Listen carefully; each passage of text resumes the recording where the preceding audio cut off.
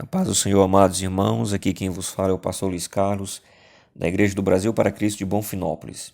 E hoje vamos dar continuidade ao nosso estudo bíblico diário do livro do Gênesis. E hoje vamos falar sobre Gênesis capítulo 25. Gênesis 25 é o capítulo da Bíblia que registra a morte de Abraão e também fala sobre os descendentes de Ismael e Isaque, com ênfase no nascimento de Jacó e Esaú. Esse é também o capítulo que traz o relato do conhecido episódio em que Esaú vendeu seu direito de primogenitura a Jacó. Os descendentes de Abraão com Quetura, está lá no versículo de Gênesis 25, do 1 ao 6. Gênesis 25, ele começa falando sobre os filhos que nasceram do relacionamento de Abraão com Quetura. E é impossível datar essa descendência de Abraão com Quetura, pois Gênesis 25 pode muito bem ser registrado anacrônico. Além disso, os estudiosos discutem se Quetura era simplesmente uma concubina de Abraão ou se era uma segunda esposa. A interpretação que parece fazer mais sentido diz que Quetura era uma concubina de Abraão.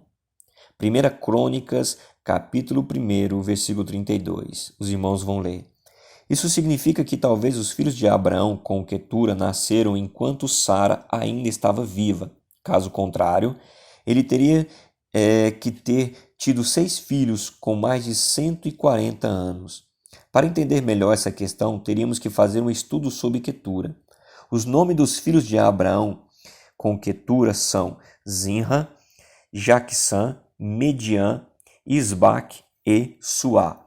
Os estudiosos dizem que alguns desses nomes aparecem associados às várias tribos árabes do leste de Canaã. Seja como for, o foco principal de Gênesis 25 neste ponto é destacar que Abraão deu tudo o que possuía a Isaque.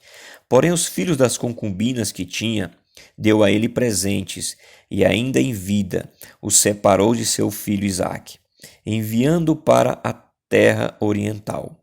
Isso quer dizer que Abraão garantiu que Isaque fosse considerado seu único herdeiro. A morte de Abraão está no versículo 7 ao 11. Abraão viveu 175 anos. O texto bíblico parece indicar que Abraão morreu por causa natural, em idosa velhice. Isaque e Ismael cuidaram do seu sepultamento. Neste contexto, os filhos de Abraão com Quetura não são mencionados. Abraão foi sepultado na caverna de Mecpela, no campo de Efron. Essa foi a propriedade que Abraão havia comprado anteriormente por ocasião da morte de Sara, lá no livro do Gênesis 23 que nós falamos. Mais tarde, seus descendentes também foram enterrados neste mesmo local. O importante é saber que Abraão morreu firme na fé. De longe, ele contemplou as promessas de Deus e creu fielmente. Ele morreu como estrangeiro e peregrino na terra, esperando pela pátria celestial. Os irmãos vão ler Hebreus capítulo 11, do versículo 3 ao 16. Os descendentes de Ismael, no versículo 12 ao 18. Quando Abraão precisou despedir Ismael pelo deserto, Deus lhe assegurou que cuidaria daquele rapaz e faria dele uma grande nação. Então, Gênesis 25 é o capítulo da Bíblia que registra o cumprimento dessa promessa. Conforme o Senhor falou a Abraão, de Ismael nasceram 12 tribos. Os descendentes de Ismael formaram clãs árabes de grande influência nos tempos bíblicos do Antigo Testamento. Na Bíblia, esse povo é chamado de Ismaelitas. Ismael morreu aos 137 anos de idade. Os descendentes de Isaque, dos versículos 19 ao 26.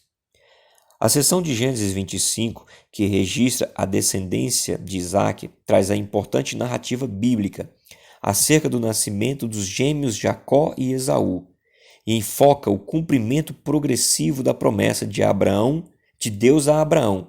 Isaque era o filho da promessa, e essa promessa seria preservada em sua descendência. Mas tão logo o texto bíblico mostra a grande tensão que envolveu os eventos seguintes.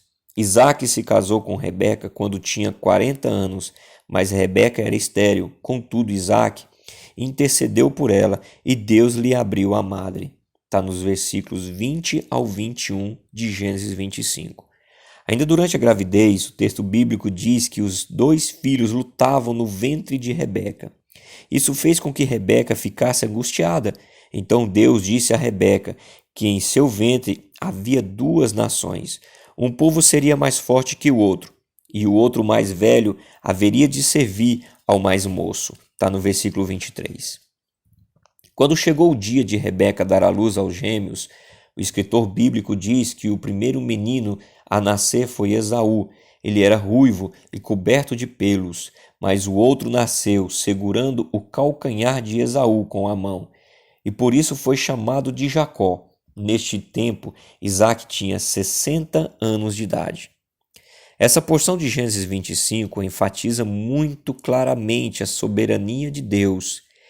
Ele não apenas abriu a madre estéril de Rebeca, assim como havia feito com Sara, mas também estabeleceu a supremacia do filho mais novo, Jacó, sobre o filho primogênito, Esaú. Em diversas passagens, a história bíblica mostra os descendentes de Esaú subjugados pelos israelitas. Em 1 Samuel, capítulo 14, versículo 47, e 2 Samuel, capítulo 8, versículo 13. No Novo Testamento, o apóstolo Paulo lança mão desse texto para fazer uma exposição acerca da eleição divina, para não se baseia em qualquer fato humano ou fator humano, mas unicamente no beneplácito soberano do Deus Todo-Poderoso, cujo nenhum homem tem o direito de questionar. Os irmãos vão ler em Romanos, capítulo 9, do versículo 9 ao 13. Esaú vende a Jacó o seu direito de primogenitura, versículo 27 ao 34 de Gênesis 25. Os gêmeos Esaú e Jacó nasceram e se tornaram homens com características e personalidades totalmente diferentes. Esaú era um homem do campo, um perito caçador. Gênesis 25 diz que Esaú era o filho preferido de Isaque, que costumava se saborear de sua caça. Por outro lado, Jacó era um homem pacato, que habitava em tendas. Se Esaú era o filho predileto de Isaque, Jacó era o filho amado de Rebeca. Neste ponto específico, Isaque e Rebeca falharam como pais. Na sequência, o texto bíblico mostra os esforços de Jacó em querer se apropriar dos privilégios de seu irmão como primogênito. Está nos versículos 29 ao 34. Porém, apesar dos esforços de Jacó, sua supremacia não se devia a direitos naturais, mas à eleição soberana do Senhor. Deus já havia chamado Jacó antes mesmo dele ter nascido, e isso independia do direito de primogenitura. Queria que os irmãos lessem Romanos 9, capítulo 11. Jacó se aproveitou da visão limitada de Esaú com relação à herança e à liderança da família. Ele propôs negociar o seu direito de primogenitura em troca de um ensopado vermelho. Está no versículo 29 ao 33. O direito de primogenitura garantia ao filho mais velho a posição de principal herdeiro da família. O primogênito recebia porção dobrada da herança e assumia a liderança civil e religiosa da unidade familiar. Mas aqui vale lembrar que aquela era a família essencialmente incluída a bênção de Deus sobre a linhagem abraâmica. Então, quando o inconsequente Esaú aceitou negociar com Jacó seu direito de primogenitura, ele também desprezou as promessas de Deus. À luz de Gênesis 25, podemos entender porque Esaú é citado na carta aos Hebreus como um homem profano que negociou as bênçãos da aliança.